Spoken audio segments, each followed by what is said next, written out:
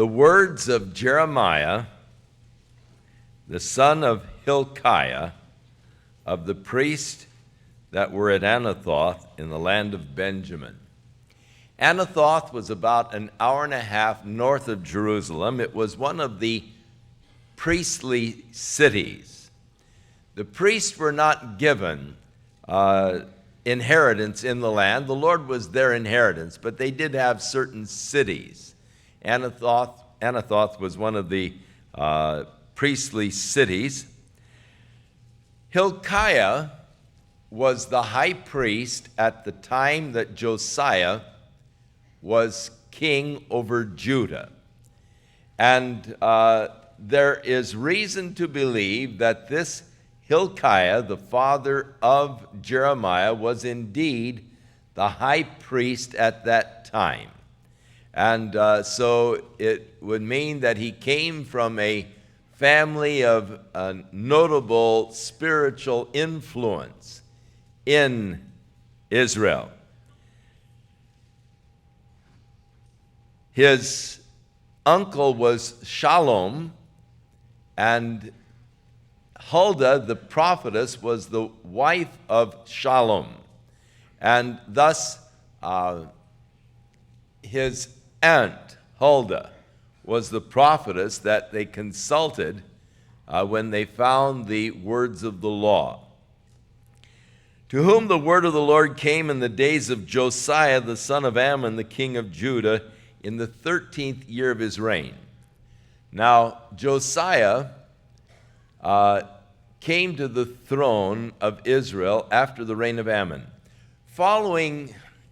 We were in Isaiah, and Isaiah prophesied during the reign of Hezekiah. Jeremiah is about 60 years after Hezekiah's time. When Hezekiah died, his son Manasseh took the throne. Manasseh was an extremely wicked king. He just killed the prophets of God. According to tradition, he had Isaiah the prophet sawed in two. In the book of Hebrews, it talks about how these men of God, of whom the world was not worthy, how they were killed and sawn asunder, or sawn in two.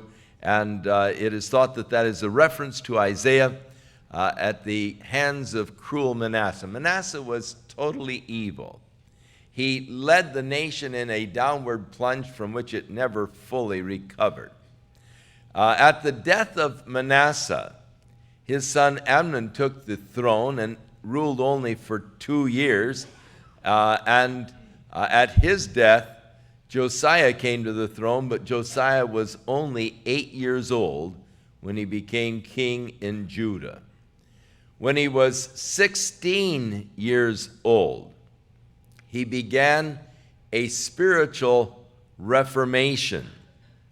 And during this time of spiritual reformation, they began to rebuild the temple, which had become wasted because of disuse. It had become a trash heap, and it had deteriorated, and thus they went in and began to remodel and refurbish the temple. In the 13th year of the reign of Josiah is when Jeremiah began his prophecy and his prophesying to the nation. It came also in the days of Jehoiakim, the son of Josiah, the king of Judah, and unto the end of the 11th year of Zedekiah. So these are the final days of Judah before going into captivity. The reign of Josiah, at his death, Jehoiahaz took the throne. Jeremiah doesn't mention Jehoiahaz, probably because he only reigned for 3 months before he was assassinated. And then when Jehoiahaz was assassinated, Jehoiakim came to the throne. Jehoiakim ruled for 11 years, And his reign was followed by Jehoiachin. But Jeremiah doesn't recognize him either. He was 8 years old when he started to reign, and he only reigned for 3 months. And so he was wiped out. And so it was a time of real civil turmoil and unrest, and thus those 2 short reigns are not recognized of Jehoiahaz and Jehoiachin. But the longer reigns were acknowledged here, and Zedekiah reigned for 11 years before he was carried away as a captive to Babylon. So Jeremiah lived during this whole period of the fall of Judah to Babylon.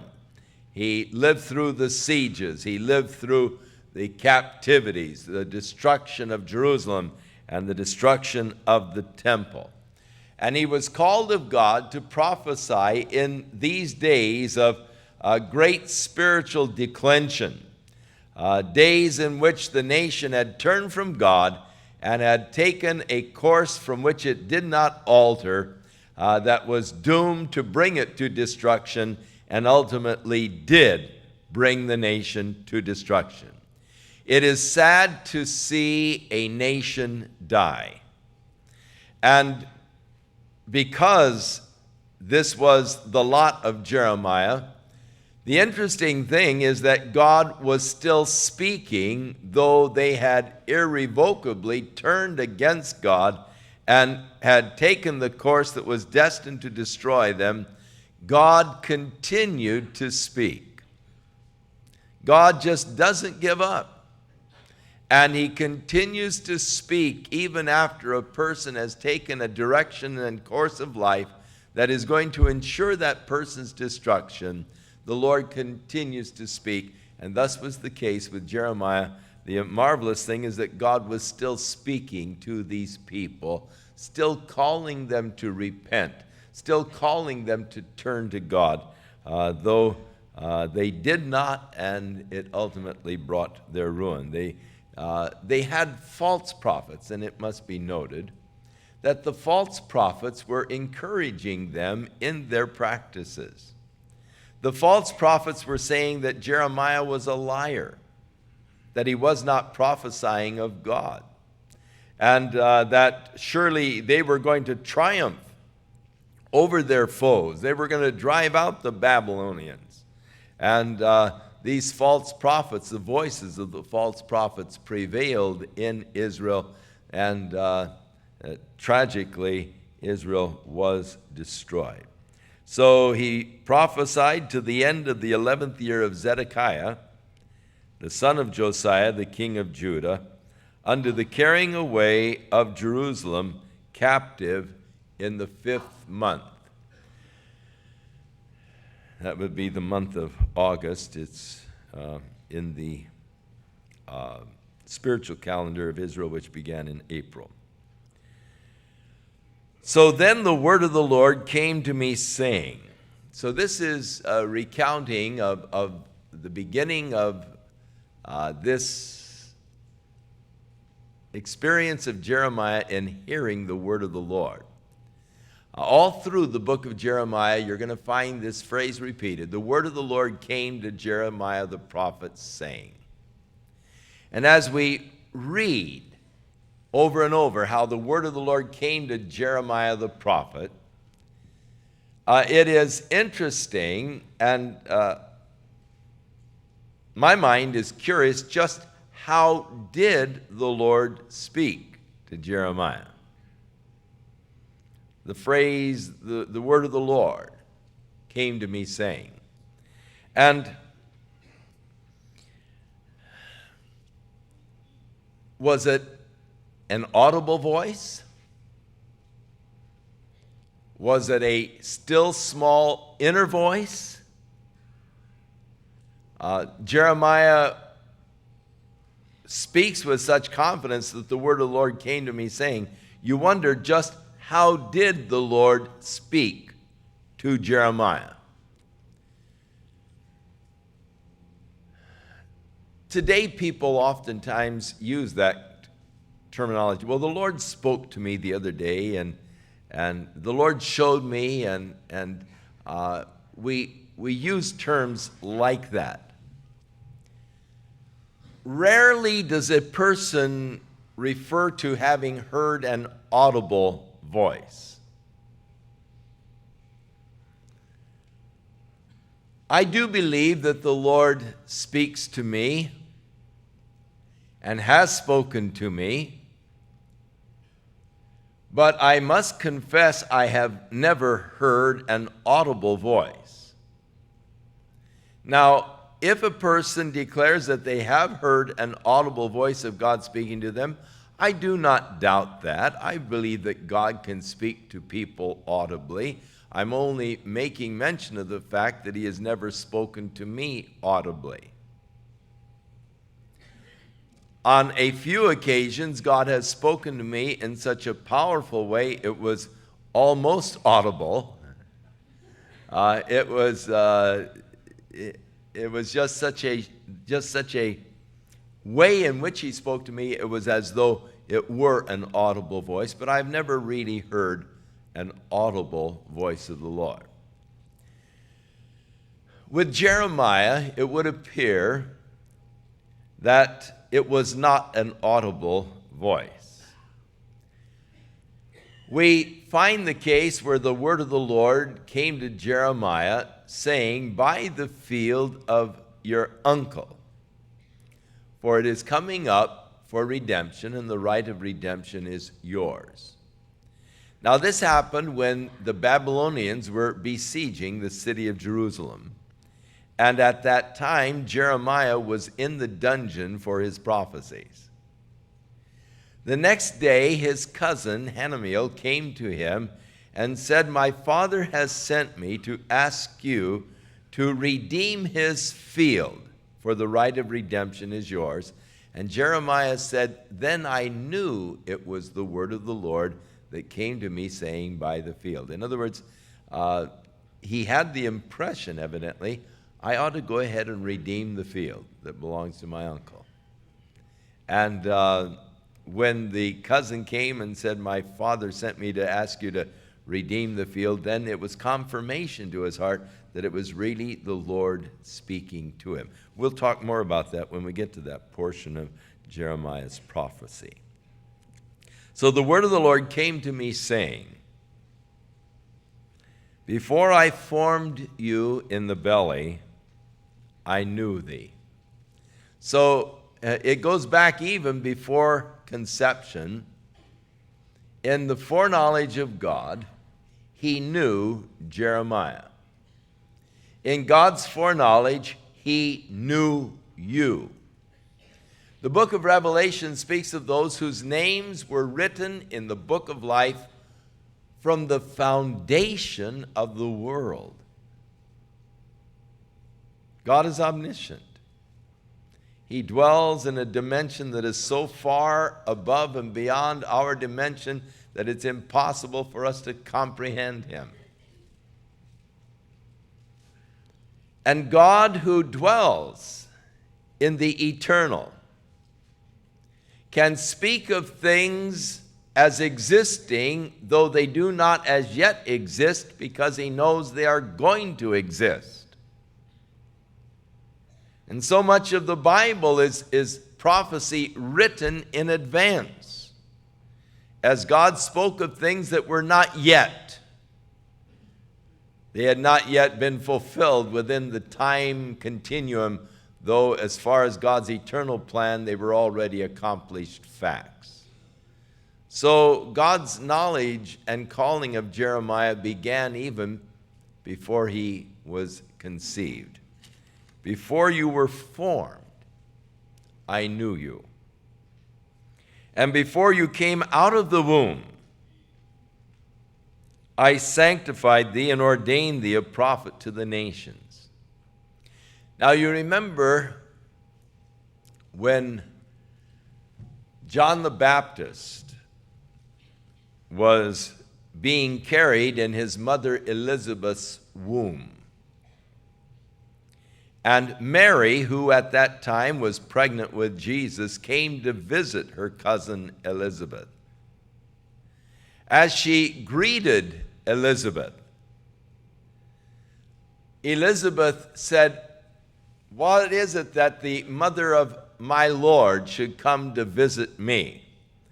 For the moment you spoke, the babe leaped within my womb." Now, John was ordained by God to be the forerunner of Christ before he was ever born, before he was ever conceived. Elizabeth was an old woman. The Bible says, well stricken with years. That means she was so old she was bent over, as older people sometimes are bent over. She was bent over with years. Zacharias was an old man. And as he was there performing the functions of the priest, and it was his lot at that time to offer the incense before the altar of incense. As he was there, the angel Gabriel appeared unto him and told him, "Fear not, I am Gabriel, I stand in the presence of God." And he said, "Your wife Elizabeth is going to conceive and bear a son, and thou shalt call his name John. And he shall go before the Lord to turn the hearts of the children unto their fathers." And so the announcement of John as the forerunner of Christ, the fulfillment of the promise that before the Messiah, that God would send Elijah to prepare the hearts of the people. And so the father Zechariah questioned and doubted because of Elizabeth's age how that could ever be. He sought a sign, and he said, "All right, I'll give you a sign. You'll not be able to speak until the day the child is born." And so Elizabeth conceived. The child was destined even before conception to be the forerunner of the Messiah. God has a plan and a purpose for each of our lives. We're not here by happenstance. You have been created by God for a special purpose, for a special mission. You remember when the Jews were being threatened with extermination because of the wicked desires of Haman, the Persian, to destroy the Jews. And how that the king Ahasuerus had signed the decree. And Mordecai was urging Esther to go in and to get the decree rescinded or amended. And she was objecting because of the protocol of the Persian court. You just didn't go in unless you were called. Then Mordecai said to her, "How do you know but what God has not brought you to the kingdom for such an hour as this?" That the whole plan of God, through all of the previous background, all of the things that have happened, your choice to be brought before the king, his choice of you as his wife to replace Vashti, Vashti's rebellion against her husband, her dismissal, the whole, how do you know but what God's hand isn't in all of this to bring you to just this point, this time, this hour? And the exciting thing about committing your life to the Lord is that God will bring about circumstances in order that he might fulfill his plan in your life and through your life. And every day is an exciting day because you don't know but what God maybe hasn't had all of the background and past preparing you for just such a time as this.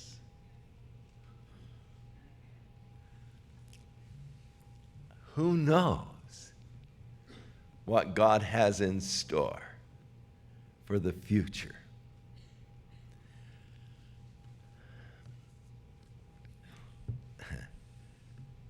The Lord seems to be opening up some extremely exciting doors for us.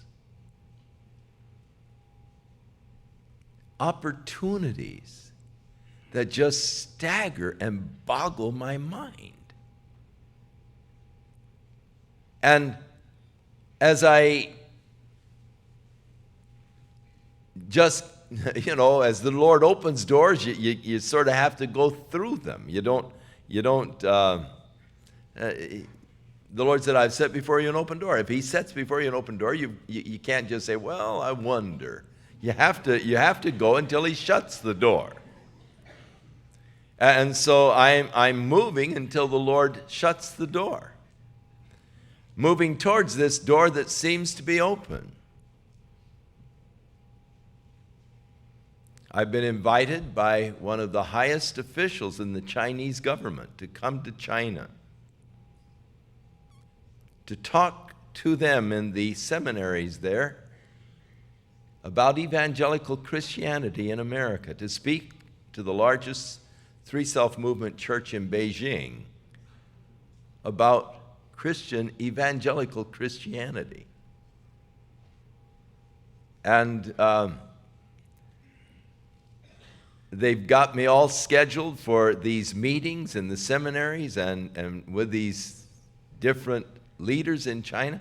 And it's mind-boggling. Now, the door seems to be open now. Who knows what the Lord may do, but we're responding and seeing what God may want to do.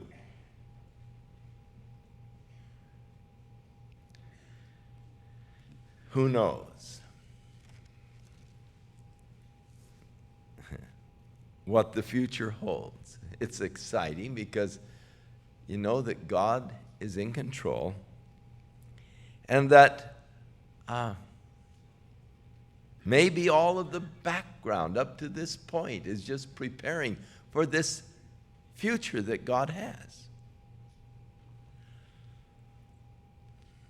Before God said, I formed you, I knew you.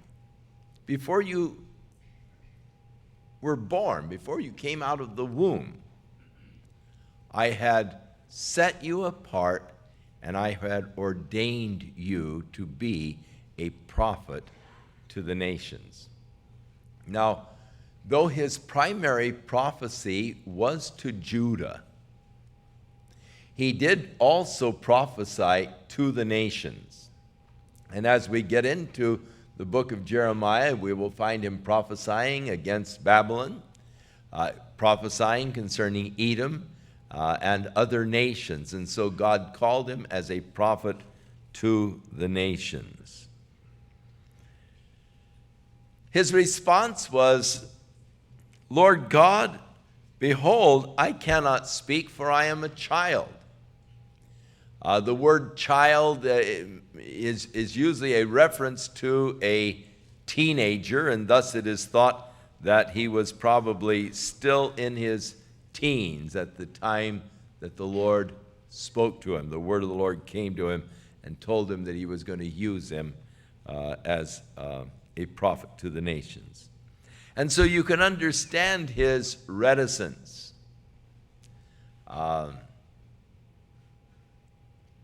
It wasn't, though, an unwillingness. It wasn't, I will not, I cannot speak, for I am a child. And so to this objection, the Lord declared, do not say that I am a child, for you shall go to all that I shall send thee, and whatsoever I command thee, thou shalt speak. I cannot speak. I don't want you to speak. I want you to just say whatever I command you. Lord, I'm not eloquent. I don't want you to be eloquent. All I want you to do is speak my word. And that's all God wants you, is for you to share his word. You don't have to be eloquent. Just the word that he gives to you, the word that he places in your mouth, that's what you're to share with others.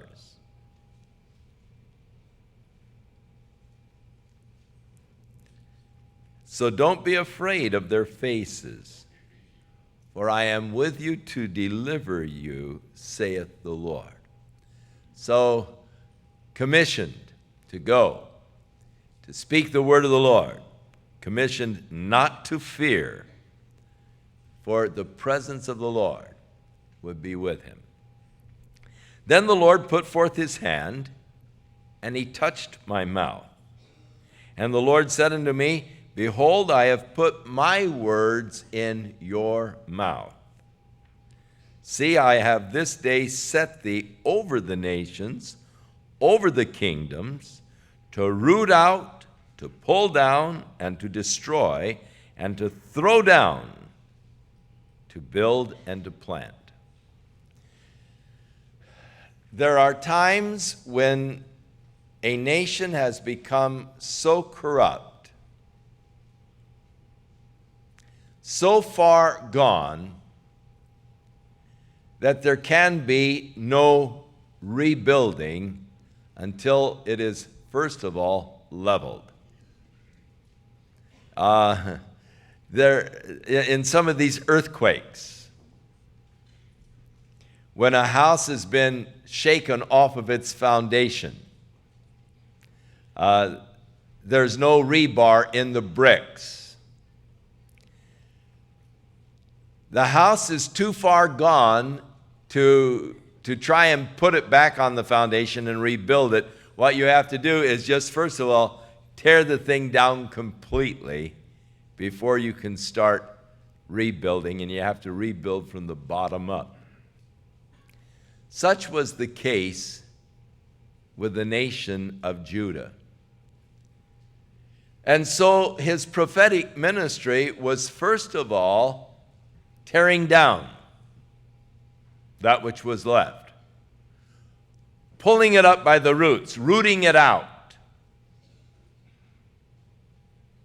And then after it had been torn down and rooted out, then began the planting and the building. And so things are going to get a lot worse, basically, before they get better. You're to pull down, you're to root out, you're to destroy, and then you are to build and to plant. I really feel that the world and our nation has come to that point in history that Judah was, where it is too far gone to just try and rebuild. I think that government and all is just too far down the tubes. I don't think that it is salvageable at this point. I think that we're at that point of just being leveled. And then I believe the Lord is going to begin his building and his planting of the glorious kingdom. I think that we really have come to that stage of history where man has gone too far down the path that leads to destruction, and that there is really no turning back at this point.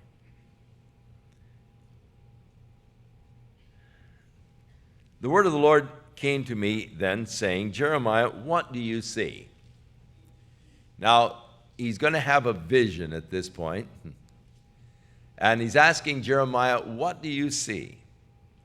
And he said, I see the rod of an almond tree. And then the Lord said unto me, you have seen well, for I will hasten my word to perform it. Now, you really need the Hebrew language to grasp this completely. The word almond in the Hebrew is awake. And the reason why the word almond is awake in Hebrew is that the almond tree is the first tree that begins to blossom after losing the leaves and all in the winter. The almond tree begins in Israel to blossom in the end of January. The 1st of February is when the almond trees begin to blossom. And so it is the first of the trees to awake from winter. And so literally the Lord said, "What do you see?" And he said, "I see the rod of an awake tree." And the Lord responded, "You see well, for I will," and the word hasten there is the word awake in Hebrew, "I will awake my word to perform it." Or I see the rod of a watch tree, and God said, "I will watch over my word to perform it." So the promise that God is going to watch over his word. He's going to perform his word. So he said to me the second time, "What do you see?" And he said, "I see a boiling pot, and the face of it is towards the north." Then the Lord said unto me, "Out of the north shall evil break forth upon the inhabitants of the land. For lo, I will call all the families of the kingdoms of the north, saith the Lord, and they shall come, and they shall set every one his throne in the entering of the gates of Jerusalem, and against all of the walls thereof round about, and against the cities of Judah. And I will utter my judgments against them, touching all their wickedness, who have forsaken me, and have burned the incense to the other gods, and worshiped the works of their own hands." So what do you see? I see this boiling pot in the north, but it's tipping towards the south. And God said, so out of the north there's going to come this flood of armies who are going to destroy, and of course it's a reference to Babylon, who though is east, yet is also, when coming into the land of Israel, came through Syria, down through the northern part of the land, Dan, and then on down to Jerusalem. So coming from the north and bringing destruction in her wake and conquering over Jerusalem. Now God says that he will fulfill his judgments against Judah for their wickedness, because they have forsaken God and have burned incense to other gods and worshiped the works of their own hands. Forsaken God and worshiped other gods.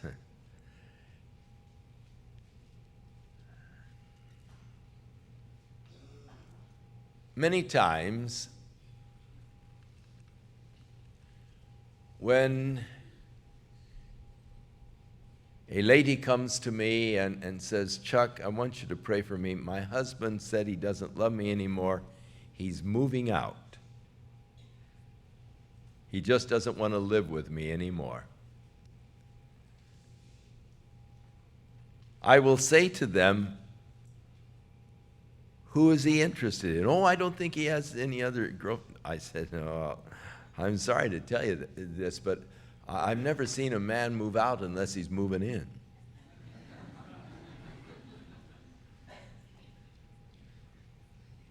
You know, there's another interest. And, "Oh, no, I don't think so. No. And I said, "Well, that's been my experience." And usually within a month or so, they'll say, "Oh, you know, I'm shocked he did move in." And well, yeah, I figured that, you know.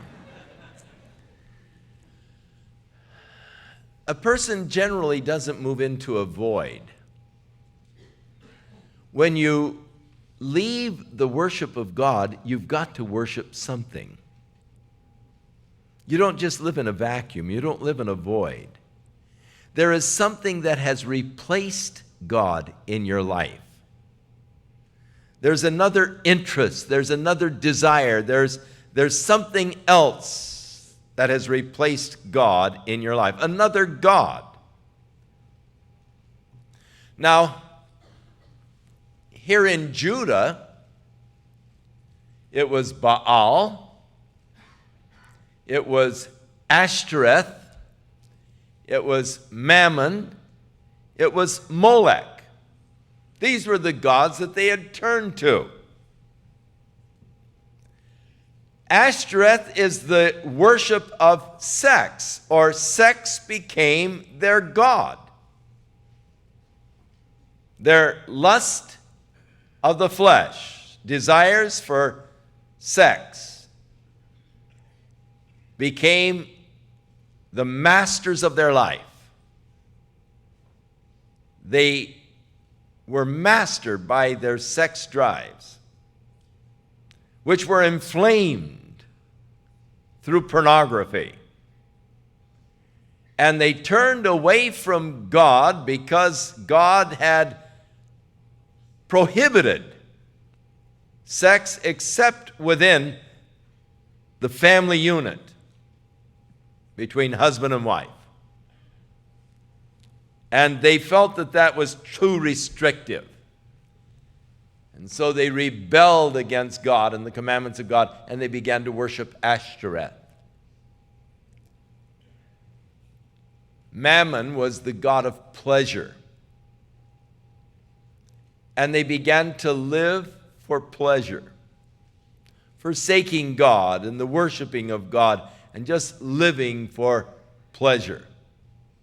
The pleasure that could be derived from drugs or from certain activities, or power, the god Mammon. Molech, the god of pleasure, Mammon, the god of power. And they started living for possessions, building fancy houses and things of this nature, and they became absorbed in their possessions. And they worshiped the works of their own hands. Therefore, gird up your loins, the call of God to Jeremiah. Now, girding up your loins, we've mentioned this before. The fellows wore skirts. Long skirts are hard to work in or hard to run in. So whenever you were going to go to work, you would lift up your skirt, tie it high with a sash so that you had a short skirt. And that way you could work. And so the girding up of your loins is always the tying up of your skirt with a sash to make it shorter so you could go to work, and or so you could run. So gird up your loins, arise and speak to them all that I command thee. Be not dismayed of their faces. Now again, the Lord is telling him that back in the beginning, the Lord said, don't be afraid of their faces. They're going to be looking in anger at you. They're not going to like what you're saying. You're going to see their faces contorted with anger as you prophesy to them. But don't let that turn you from my word. Don't modify what I'm saying. Don't try to appease them.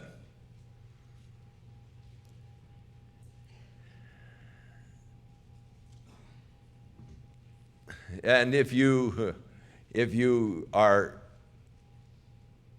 intimidated by the faces that they're making at you, then I'll just let you be confounded before them. For behold, I have made thee this day a defense city. The Lord is saying, I will be your defense, Jeremiah. I will be the one who protects you. I will watch over you, and you will be as a defensed city and an iron pillar, brass walls against the whole land. You're going to stand almost alone in this, Jeremiah. But I will give you the strength. I will protect you. You're going to stand against the whole land, against the kings of Judah, against the princes, and against the priest, and against the people of the land. The land was corrupted.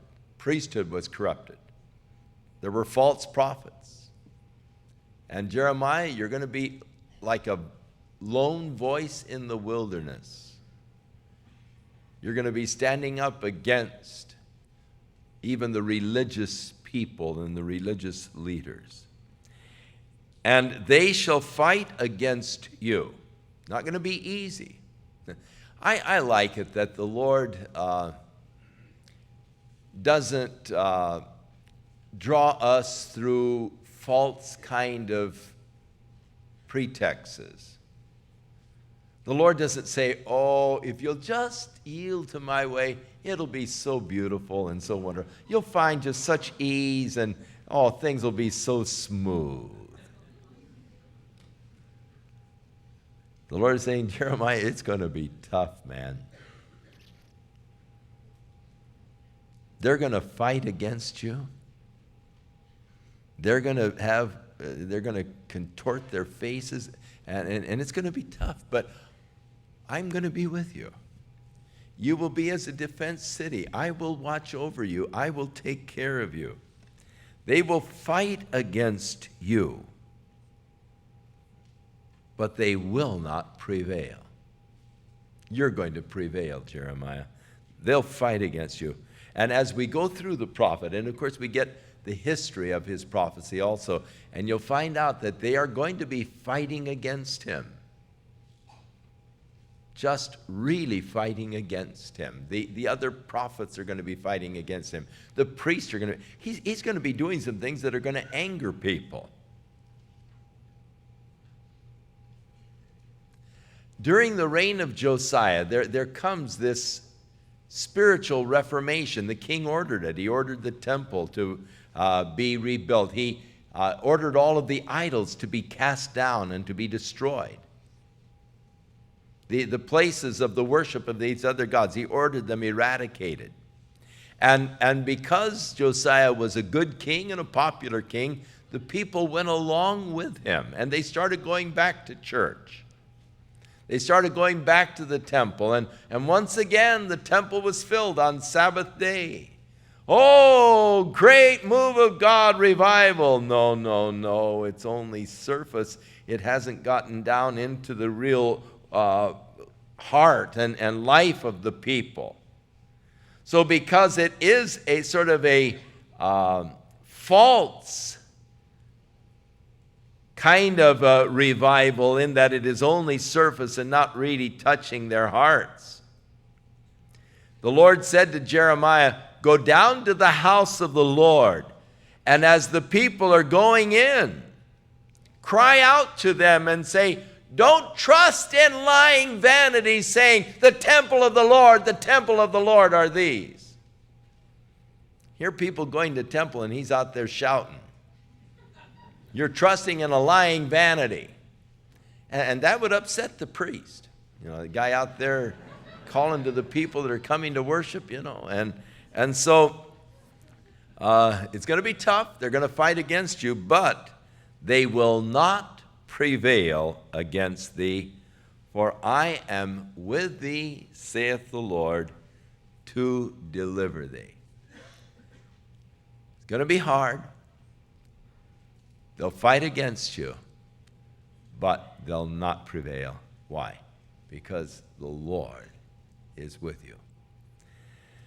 We really don't have time. It's early, I know, but we don't have time to move into the second chapter because there is much in this second chapter that I want to deal with, and it would take us, if I tried to do the second chapter, it would take us too late. So I have the dilemma, do I quit early or do I go into the next one and then have everybody wearied because I've gone over time?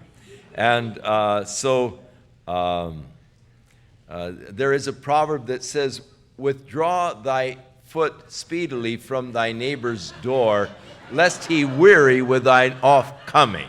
So I'll opt for the earlier one, and rather that you go away hungry than go away burping because you've been so stuffed. And so it'll give you the second chapter to study over for our next session together. We'll go chapters 2 and 3. Shall we stand?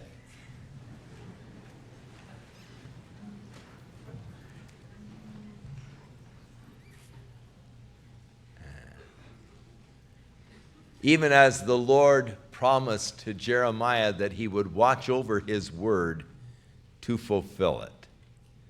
So may the Lord watch over your life to fulfill in your life his purposes and his plans. And I pray that by and through the Spirit of God,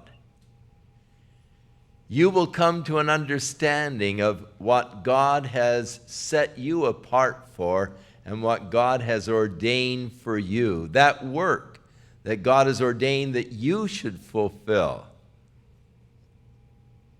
while you are here on this earth. That work for his kingdom and his glory. And so may your heart be open that the word of the Lord might come to you to guide and to direct you in that place of service where you might find the will and the purpose of God being fulfilled in your life. The Lord be with you. The Lord bless and keep you in Jesus' name. Our Father, which art in heaven, hallowed be thy name. Thy kingdom come, thy will be done in earth as it is in heaven. Give us this day our daily bread, and forgive us our debts as we forgive our debtors. And lead us not into temptation, but deliver us from evil. For thine is the kingdom, and the power, and the glory, forever. Amen.